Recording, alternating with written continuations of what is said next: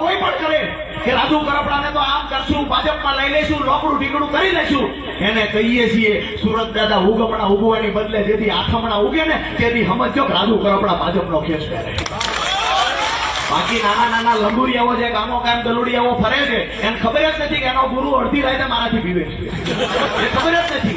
અહીંયા ફિલોસોફી આજુબાજુના ગામમાં કરે, અમારી ઓળખાણ, અમારો સંબંધ, એટલે કોન્સ્ટેબલ તમારી આબરૂ નથી રાખતો, શું કામ સંબંધની ફિલોસોફી કરો છો?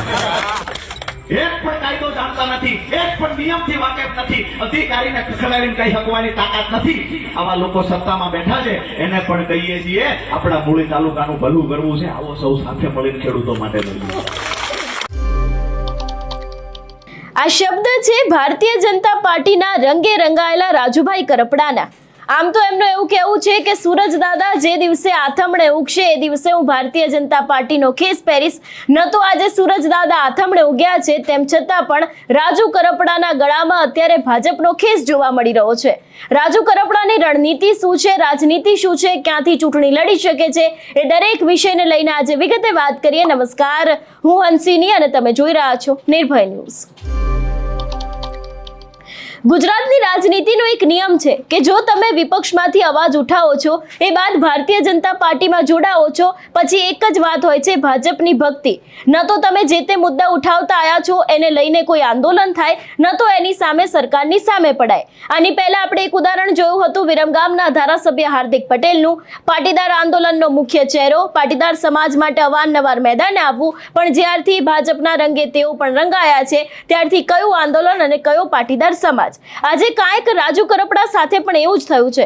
રાજુ કરપડાનું થોડા સમય પહેલાનું એક નિવેદન ખૂબ જ વાયરલ થયું છે કે જે દિવસે સૂરજ દાદા આથમણે ઉગશે એ દિવસે હું ભારતીય જનતા પાર્ટીનો ખેસ પહેરીશ. પણ આજે આ જ ભાજપના રંગે રાજુભાઈ રંગાઈ તો ગયા છે, પણ અત્યારે મુખ્ય સવાલ એ જ ઊભા થાય છે કે જે રાજુભાઈ ખેડૂતોના માટે લડતા આવ્યા છે, જેને આખું કડદાકાંડનું આંદોલન કર્યું હતું, જેને સિંચાઈના પ્રશ્નો હોય કે પછી ખેડૂતોના ટેકાના ભાવ હોય, એ દરેક વિષયને લઈને સરકારની સામે પડીને આંદોલનો કર્યા હતા, ત્યારે શું ભારતીય જનતા પાર્ટીમાં જોડાયા બાદ પણ આ આંદોલન કરવામાં આવશે ખરી? કારણ કે રાજુ કરપડાની જે રીતની આખી સ્ક્રિપ્ટ જોવા મળી હતી, જે રીતે કમલમમાંથી તેમને સ્પીચ આપી હતી, એના ઉપરથી સ્પષ્ટપણે એવું કહી શકાય છે કે જે રાજુ કરપડા પહેલા ભારતીય જનતા પાર્ટીના વિરુદ્ધમાં બોલતા હતા, ભારતીય જનતા પાર્ટીને ગાળો ભાંડતા હતા, આજે આ જ રાજુ કરપડા ભારતીય જનતા પાર્ટીની ભક્તિ કરતા હોય એવું લાગી રહ્યું છે. આપણે જોયું કે રાજુ કરપડા દ્વારા અહીંયા ઘણી બધી વાત કરવામાં આવી છે. ખાસ કરીને એવું પણ કહેવામાં આવ્યું છે કે ખેડૂતો માટે થઈને ભારતીય જનતા પાર્ટીએ ઐતિહાસિક પેકેજ છે, ઐતિહાસિક બજેટ છે તે બહાર પાડ્યું છે. જે તે સમયે કમોસમી વરસાદ પડ્યો હતો ત્યારે આ જ રાજુ કરપડા છે કે જે ખુલીને સરકારની સામે બોલતા હતા, અને આજે આ જ રાજુ કરપડાને આ ઐતિહાસિક બજેટ છે તે ખૂબ સારું લાગે છે. એટલું જ નહીં, તેમના દ્વારા સીધા પ્રહાર છે તે આમ આદમી પાર્ટી ઉપર કરવામાં આવ્યા છે, જે છેલ્લા ઘણા સમયથી ગોપાલ ઇટાલિયા હોય, યશુદાન ગઢવી હોય, એ લોકોના નકલી ઓડિયો ક્લિપ જે વાયરલ થઈ રહ્યા છે, એઆઈ જનરેટેડ જે ઓડિયો ક્લિપ છે વાયરલ થઈ રહ્યા છે, એને લઈને પણ ક્યાંક રાજુ કરપડાએ સીધા જ આક્ષેપો આમ આદમી પાર્ટી ઉપર કર્યા છે. એટલે એક બાજુ ક્યાંક ભારતીય જનતા પાર્ટીના ભક્તિમાં રંગાયેલ અત્યારે રાજુ કરપડા છે, એને લઈને વિપક્ષના નેતાઓ હોય કે આમ આદમી પાર્ટીના નેતાઓ હોય, એ લોકો એવું પણ કહી રહ્યા છે કે એક સમયે જે અમારી સાથે લડતા હતા, ખેડૂતોના પ્રશ્નો ઉઠાવતા હતા, આજે આજ રાજુ કરપડાને ખબર નહીં શું થઈ ગયું છે કે ખેડૂતોની સામે એમની જ પોલ ખોલી ગઈ હોય એવું લાગી રહ્યું છે. જેટલા પણ સમર્થકો તેમની સાથે આવ્યા છે એ દરેક લોકો પણ ક્યાંક ભારતીય જનતા પાર્ટીમાં જોડાયા છે, અને રાજુ કરપડા કે જે અવારનવાર ભારતીય જનતા પાર્ટી ઉપર આક્ષેપો મૂકતા આવ્યા છે, અવારનવાર એવું પણ કહ્યું છે કે ખેડૂતોના કોઈ જ કામ આ પાર્ટીએ કર્યા નથી, ખેડૂતોને કશું આપ્યું નથી, સિંચાઈનું પાણી તો છોડો, ખેડૂતોના જે પાયાના પ્રશ્નો છે પાયાના પ્રશ્નો પણ ઉકેલાયા નથી. પણ આજે આ જ ખેડૂતોના હિત માટે થઈને આજે ખેડૂત નેતા છે તે ભારતીય જનતા પાર્ટીમાં જોડાયા છે. સવાલો અનેક ઊભા થઈ રહ્યા છે, પણ જે રીતે આ સમગ્ર બનાવ સામે આવ્યો છે, જે રીતે તેઓ ભારતીય જનતા પાર્ટીમાં જોડાયા છે, ત્યારે અમારા સહયોગી રિદ્ધિ છે એમને રાજુ કરપડાની સાથે વાતચીત કરી હતી. સૌથી પહેલા તો એના ઉપર નજર કરીએ. ખેડૂતો માટે તમે લેવાના મૂડમાં છો, નિર્ણય પણ સરકાર સાંભળશે? હું જેલમાં હતો, 10,000 કરોડ રૂપિયાની જાહેરાત ભારતીય જનતા પાર્ટીની સરકારે ગુજરાતમાં કરી.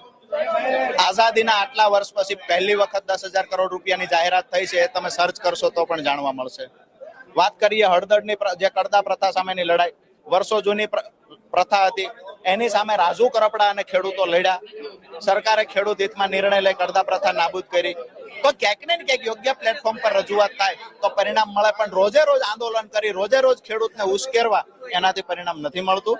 આગામી દિવસોમાં મને પૂર્ણ વિશ્વાસ છે કે જે ખેડૂતના નાના મોટા પ્રશ્ન બાકી રહ્યા છે એ મુદ્દે સરકાર 100% નિર્ણય લેશે.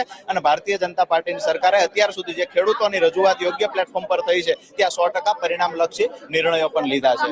ચહેરા ચમકાવવા માટે નથી આવ્યા, ઘણાના ચહેરા ભૂસાઈ ગયા છે. કયા મુદ્દાઓ સાથે આજે ભાજપમાં જોડાયા છો? તમે સાંભળ્યા ભારતીય જનતા પાર્ટીના રંગે રંગાયેલા રાજુ કરપડાને. જે રીતે અહીંયા વાત ભારતીય જનતા પાર્ટીને લઈને કરવામાં આવી છે અને જે રીતે તેમનો આખો જૂનો વિડીયો વાયરલ થયો છે કે જેમાં એવું કહ્યું છે કે સૂરજ દાદા આથમણે ઉગશે એ દિવસે હું ભારતીય જનતા પાર્ટીમાં જોડાઈશ. આજે ભારતીય જનતા પાર્ટીમાં જોડાઈ ગયા છે ત્યારે સવાલો ઘણા બધા ઊભા થઈ રહ્યા છે. રાજુ કરપડાના પહેલા જે સૂર હતા એ સાંભળ્યા ને બાદ હવે ભાજપમાં જોડાયા બાદ તેમના સૂર બદલાયા છે એ ઉપર પણ નજર કરીએ. કોઈ પણ કરે કે રાજુ કરપડાને તો આમ કરશું, ભાજપમાં લઈ લેશું, લોકડું ઢીકડું કરી લેશું. એને કહીએ છીએ સુરત દાદા ઉગમણા ઉગવાની બદલે જેથી આથમણા ઉગે ને તેથી સમજો કે રાજુ કરપડા ભાજપનો ખેસ કરે. બાકી નાના નાના લંબુરિયાઓ જે ગામો ગામ દલુડિયાઓ ફરે છે એને ખબર જ નથી કે એનો ગુરુ અડધી રાતે મારાથી પીવે છે, એ ખબર જ નથી. અહીંયા ફિલોસોફી આજુબાજુના ગામમાં કરે, અમારી ઓળખાણ અમારો સંબંધ, એટલે આ કોન્સ્ટેબલ તમારી આબરૂ નથી રાખતો, શું કામ સંબંધની ફિલોસોફી કરો છો? એક પણ કાયદો જાણતા નથી, એક પણ નિયમથી વાકેફ નથી, અધિકારીને ખખડાવીને કઈ શકવાની તાકાત નથી. આવા લોકો સત્તામાં બેઠા છે એને પણ કહીએ છીએ આપણા મૂળી તાલુકાનું ભલું કરવું છે, આવો સૌ સાથે મળીને ખેડૂતો માટે લઈએ. હું જેલમાં ગયો, ઘણા બધા વિચારો આવ્યો, ઘણું બધું મંથન કર્યું. ત્યારે એક વાત ચોક્કસથી સમજાણી કે ખરેખર જો ખેડૂતોનું હિત ઈચ્છીએ છીએ, ખેડૂતના ખેતર સુધી સિંચાઈનું પાણી પહોંચાડવું છે, ખેડૂતોને સમૃદ્ધિ તરફ લઈ જવા છે,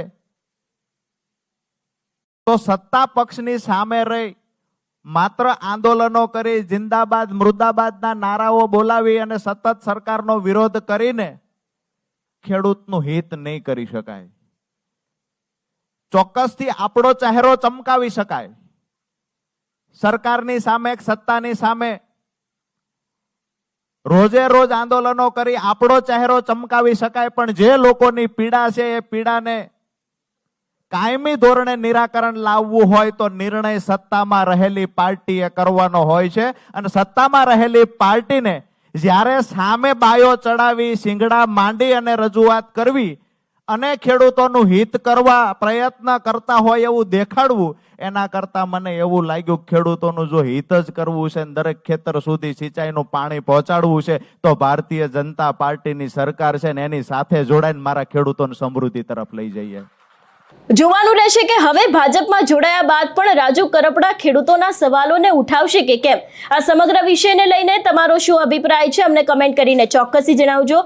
તેની સાથે અમારી ચેનલ નિર્ભય ન્યૂઝને લાઇક, શેર અને સબસ્ક્રાઇબ કરવાનું ભૂલશો નહીં. નમસ્કાર.